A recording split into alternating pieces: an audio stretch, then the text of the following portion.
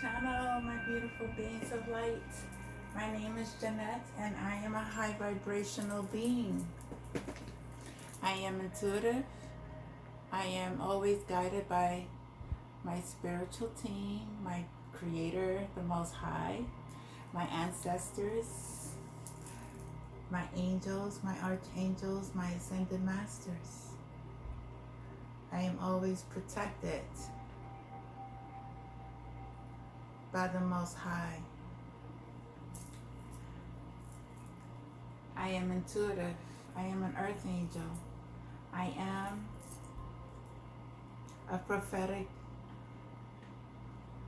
dreamer. I receive messages from the universe in everything, through books, through movies, through just looking at a tree, just clouds, numbers, people, cars. It's the universe. I receive messages through everything. It's just how intuitive you are in order to know how to decode these messages. I am an ancient old Egyptian royalty soul who has reincarnated at this time to help the collective raise their consciousness, heal the planet, bring light to where there is darkness. I work for God and not for man. I healed myself from all ancestral karma, trauma, curses. My ancestors are awakened within my DNA cells, within the spiritual realm too, because they walk in spirit. Remember that. Remember, just because you don't see your loved ones in a physical form, don't ever think they are never around, because they are always around you.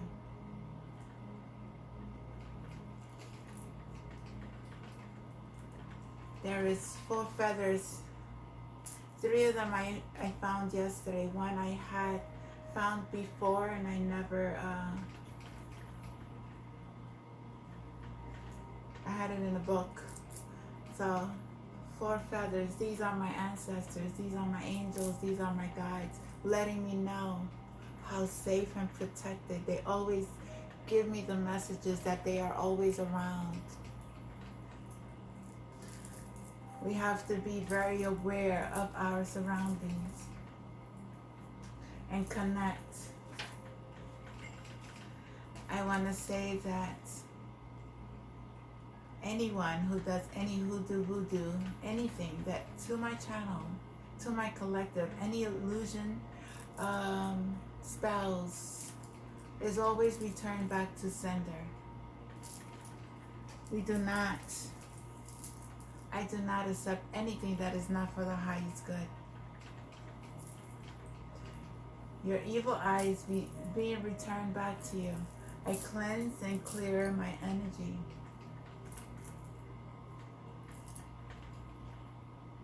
I am here to deliver messages, whether they are dark or light. There's nothing in this world that could ever be hidden anymore. For the Most High is at this moment uncovering all the secrets that is happening on this planet, with people with hidden agendas.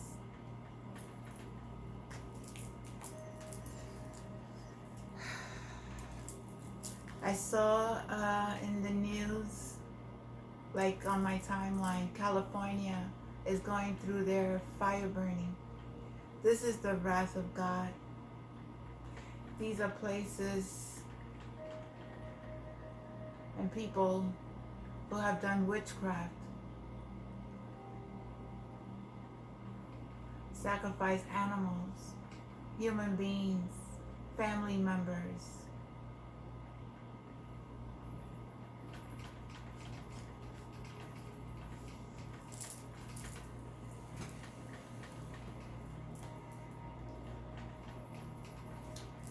your God identity. When we think of communing with our higher self, we may wonder, who is our higher self? And most of us from time to time have asked ourselves, who am I? My husband, Mark Prophet, addressed that question like this. Before the redwood trees, before the rocks, before our physical forms, before our sense of separation, God was. God, the Spirit, was the creator of the manifestation.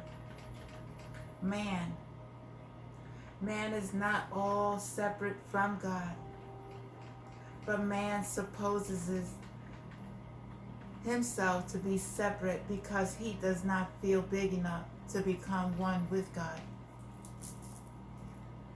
You are just as much a part of God today as any of the masters and saints in heaven. God is really what you are. But people say, well, if I am God, why don't I act like God?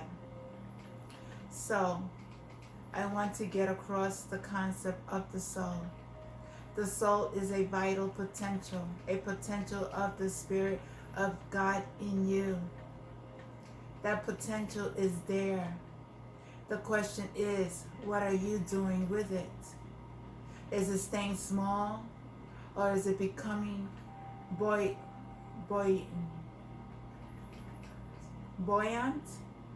and reaching out for more of what God has already promised it?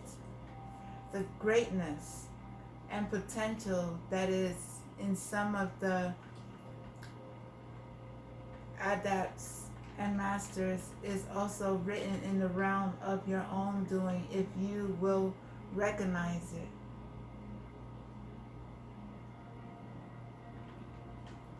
The chart of your divine self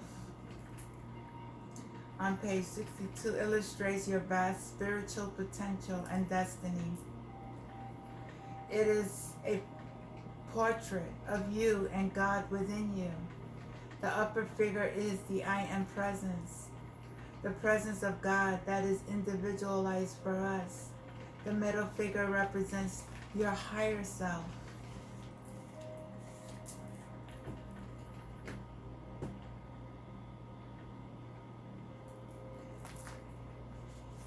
That's you. That's your higher self. This is Christ conscious. Your inner self, your inner teacher, voice of conscience, and dearest friend. Jesus discovered the higher self to be the Christ, and Gautama discovered it to be the Buddha.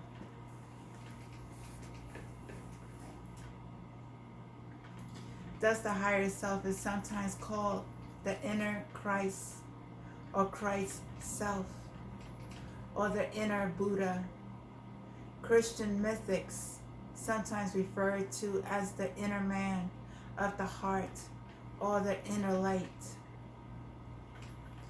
And the Upanishad Mysteries describes it as a being the size of a thumb who dwells deep within the heart.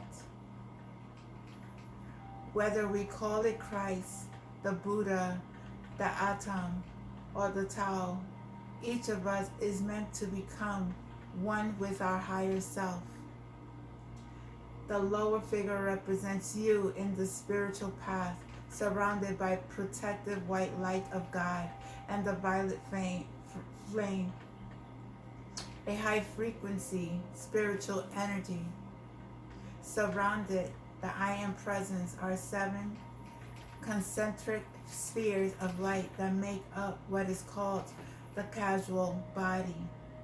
Each sphere denotes a different aspects of quality of cosmic consciousness that you have developed throughout your lifetimes.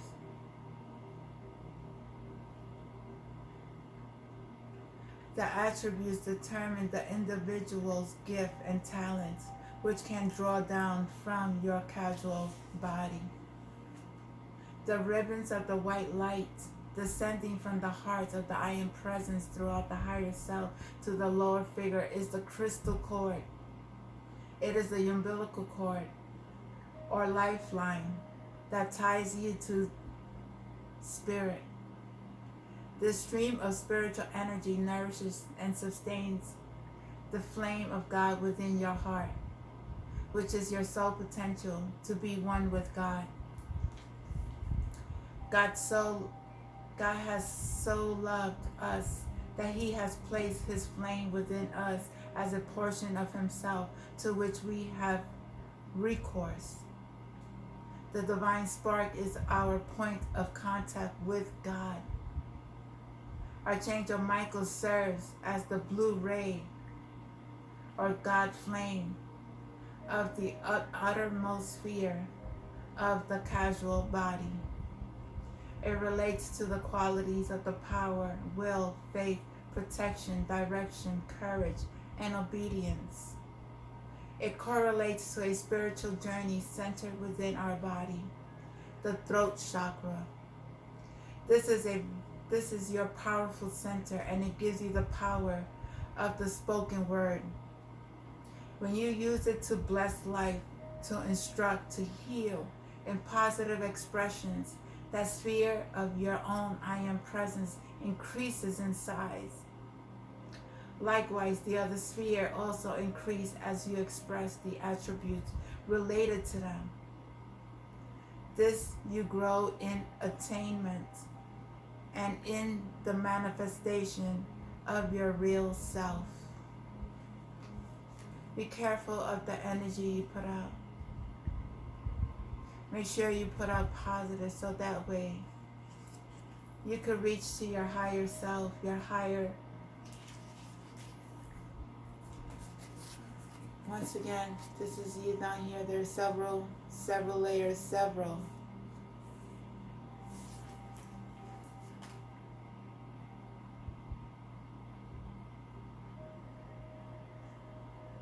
It's called the chart of the divine, of your divine self.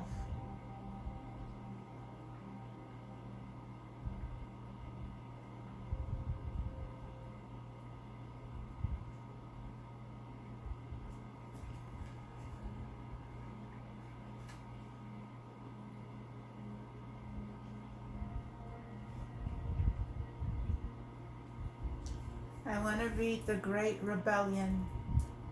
And there was a war in heaven. Michael and his angels fought against the dragon.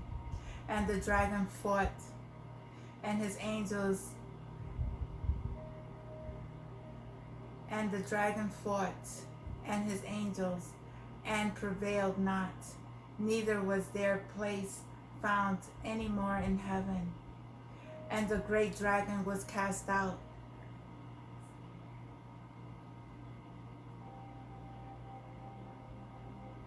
And his angels were cast out with him.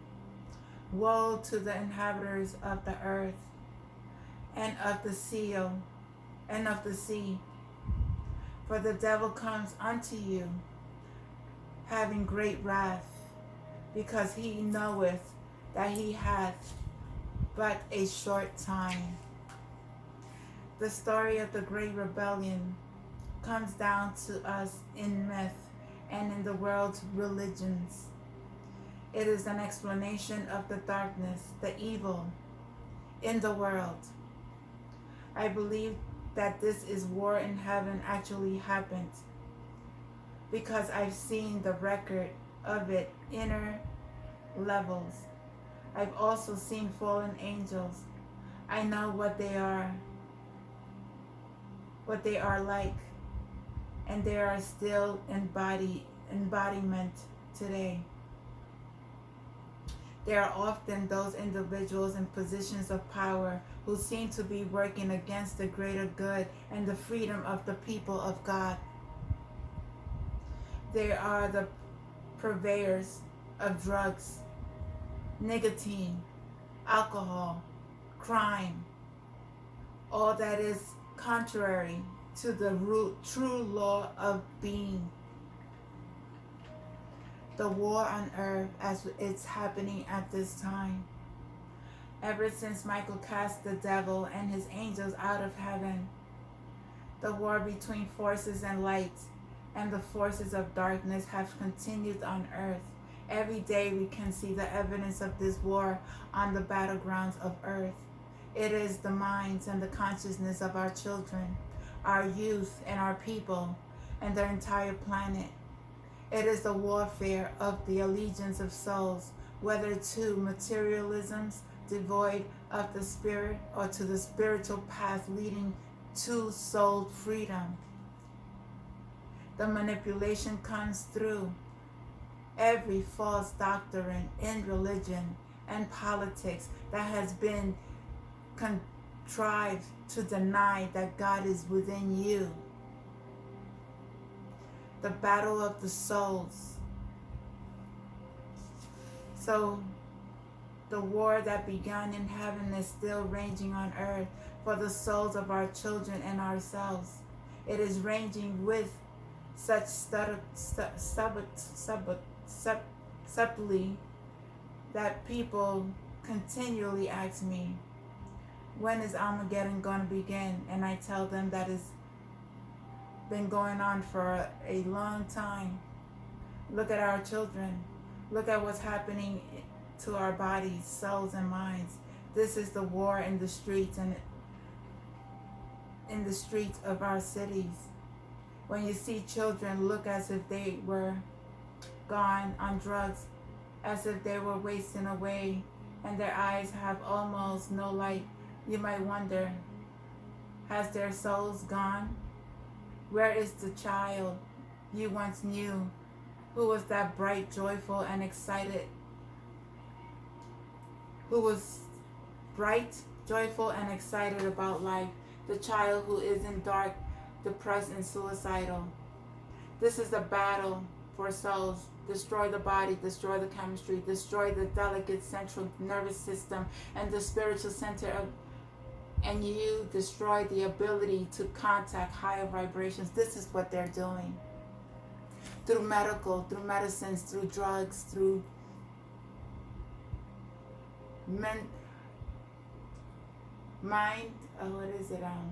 MK Ultra, through spiritual attacks, through voodoo, hoodoo. Okay? I know because I experienced this. I speak from experience because they try to take my soul. They try to sacrifice me. But guess what? I reached that higher level of consciousness that nobody, no man, not one thing could ever touch me. No illness, no sickness, nothing could ever touch me.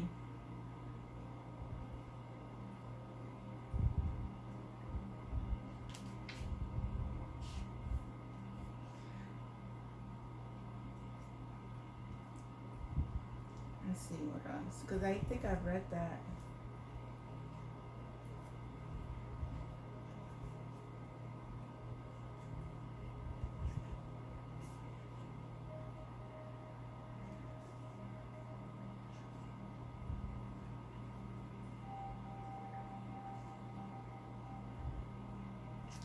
The power of the name of God.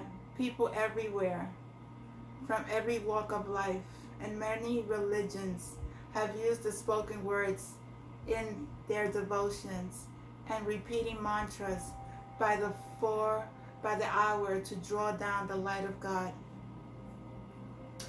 We too can offer prayers to anchor the light using God's name to do so. When Moses held his burning bush, he asked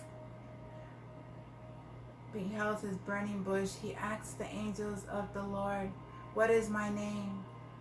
The Bible records that God said, "I am that I am." This is my name forever, and this is my memorial unto all generations. The sacred name of God is the key whereby we bring down the light from above. When we say, "I am that I am," we are affirming, "I am here below that which I am above. God is where I am. God gave us the gift of his name and his personal presence within us. Our I am presence. Each time you say I am, you are saying the name of the presence of God within you. Whatever you follow it with, wherever you follow it with becomes affirmed and confirmed by the power of that name. If you say I am sick and tired and old, so it is, because you have decreed it by the name of God. But if you say I am joyous, I am happy, then the light descending to you is qualified with the joy and happiness of God. So be careful with your words. With the I am presence, always say I am beautiful, I am happy, I am successful, I am healthy, I am love, I am joy, I am rich, I am abundance, I am beautiful, I am sexy, I am love, I am honest.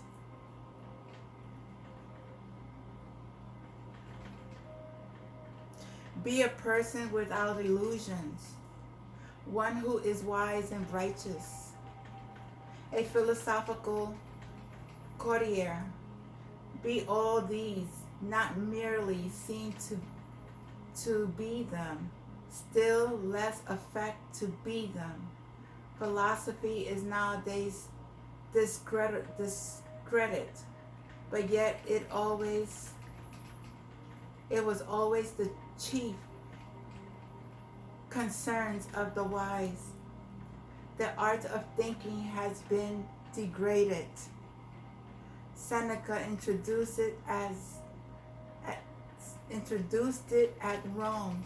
It found favor for a time among non-ability, but now it is considered nonsense. And yet the discovery of deceit always thought the true nourishment of a thoughtful mind, the true delight of a virtuous soul. One half of the world laughs at the other, and fools are they all. Everything is good or everything is bad, according to who you ask. What one pursues, another persecutes. He is an insufferable ass who would regulate everything according to his idea. Excellences do not depend on a single person's pleasure. So many people, so many tastes, all different. There is no defect that is not affected by some.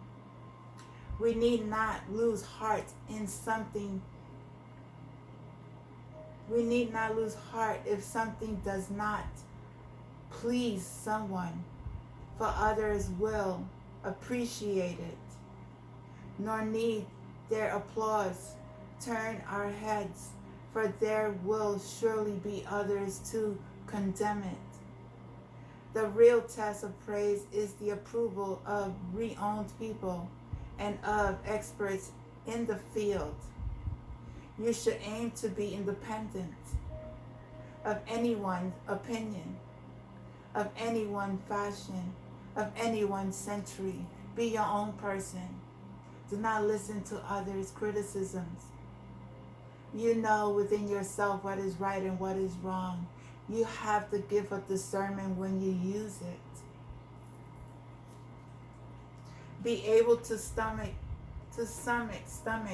big slices of luck. In the body of wisdom, not the least important organ is a big stomach, for great capacity implies great parts. Big bits of luck do not embarrass one who can digest still bigger ones. What is sufficient for one may be hunger for another one. sufficient for one may be hunger for another one.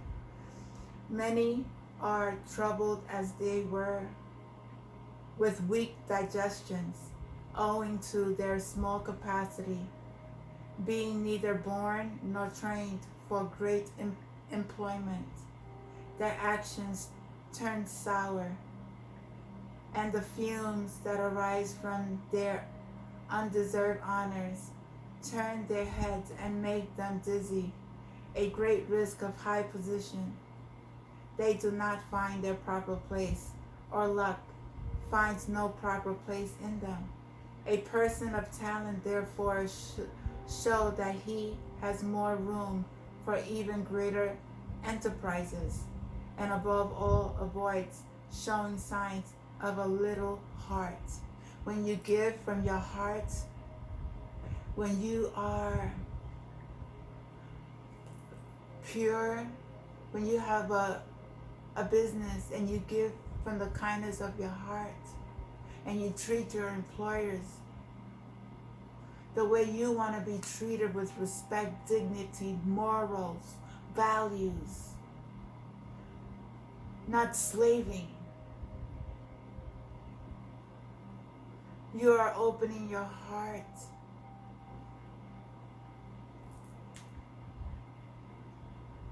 Not closing it. Let each keep up his dignity. Let each deed of a person in its degree, though he be not a king, but worthy of a prince, and let his actions be princely, within due limits, sublime in actions, lofty in thoughts, and all things like a king, at least in merit, if not in might. For true kingship lies in spotless rectitude, and he not envy greatness, who can serve as a model of it, especially should those near the throne aim to true superiority and prefer to share the true qualities of royalty rather than take part in its mere ceremonies, yet without affecting its imperfections, but sharing in its true dignity. The system has not done that. The system has failed us, enslaving humanity. Be careful, people. Be very careful. Open up your eyes. See what's around you. And it's okay. Just, you have to learn from these lessons that they're just shadows of ourselves. But the light and dark has to be balanced out. There cannot be one more than the other. That is not happening.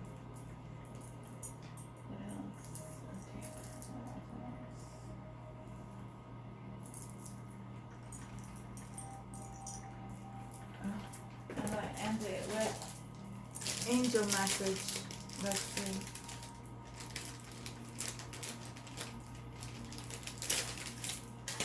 I'm going to pick an angel card. See what angel wants to come out.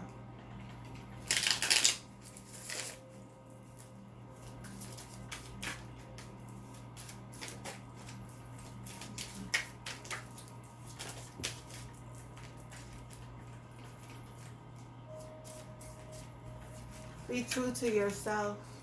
Whether you're true to yourself, you're true to your God. Mikiel, and Vuel, and Umabel. So we have three angels, 64, 61, and 43.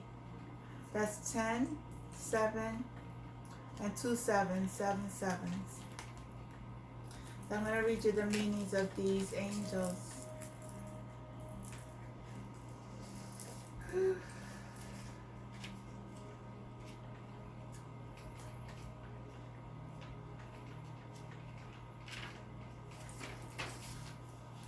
Michael,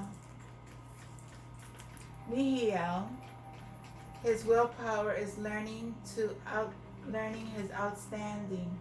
He is the center of attention due to his wonderful way with words. Aware of his own defects, he is tolerant and generous, understanding of everyone and always looking for the positive side of things. He will always keep the greater share of anything as long as this does not have a negative effect on others involved. He is mature, has an enlightened intellect, and could have a perfect body, full of vitality. He knows how to balance reasons with passion.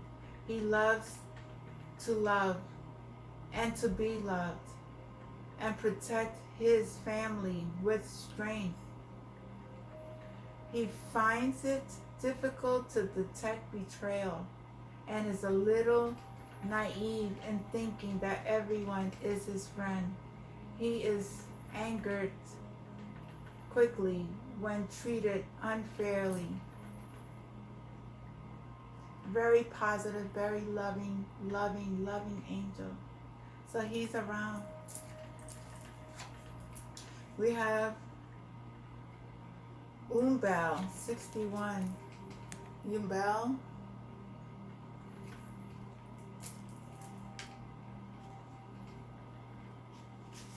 Let's see, this angel he loves to travel and honest pleasures and is loving and sensitive. Being a traditionalist, he does not adapt easy to change and stays loyal to the values taught to him by his parents. Blessed with great intuition, he is open to everything he encounters, but without necessarily becoming involved in social and work situations. He stays true to his ideals. He appreciates ideological support, and he does not like aggressive people, for those who are hard to decipher. Extremely patient and can accept anything from a loved one or relative. When he does not receive affection, he prefers to be alone. That's this angel. Then we have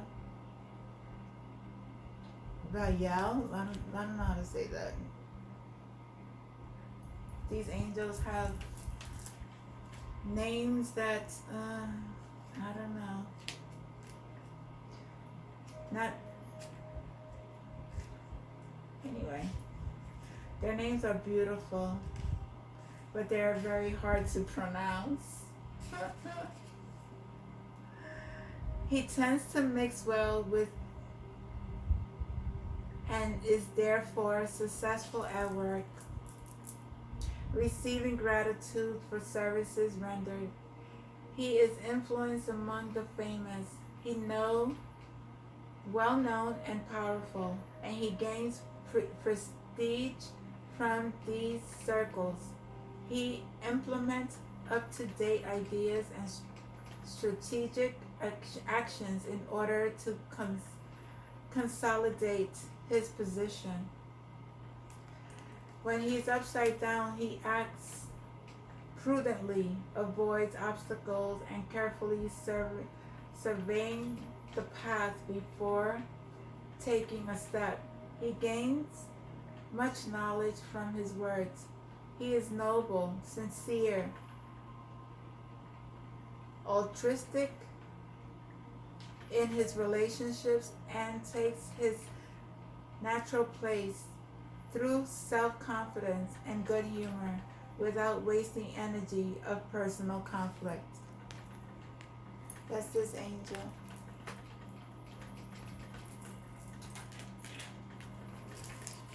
So, those are the three angels that wanted to show themselves today. And Archangel Michael's messages were very beautiful and very thankful. the message from the Most High. Never forget who He is. Know that God is within you. Know that God is not outside of you. Know that when you speak with the I Am presence, that's what you are invoking to yourself. Make sure that you say, I am healthy, I am beautiful, I am thankful, I am honest, I am loved, I am free. So that could manifest in your life with pure loving intentions. Never with any malice. Never for trickery. I want to read another before I end this. Let's see. Make use of absence to make yourself more esteemed or valued. If the accustomed presence diminishes fame, absence augments it.